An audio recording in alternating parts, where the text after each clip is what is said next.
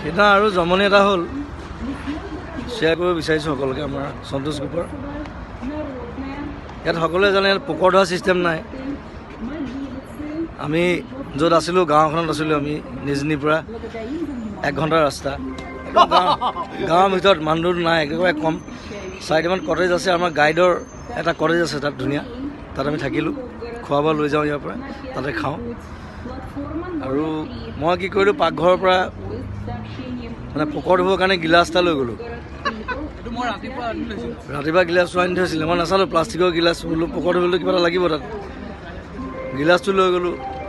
তাত পোকৰ ধুইছোঁ তাৰপিছত দেখিছোঁ কিবা পোকৰ পৰা তেল ওলোৱা নিচিনা লাগিছে পোকৰ পৰা তেল ক'ৰ পৰা ওলাব তাৰপিছত গম পালোঁ সেইটো আমাৰ শ্ৰমিকে মানে অমলেট বনাবৰ কাৰণে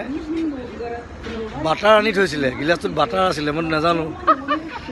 চ' ৰাছিয়ালৈ আহি মানে প্ৰথমবাৰ বাটাৰেদি পোকৰ ধুইছোঁ মই সেইটো এক্সপিৰিয়েঞ্চ মই কেতিয়াও নাপাওঁ সন্তোষ এক্সপিৰিয়েঞ্চ উইথ বাটাৰ পোকৰ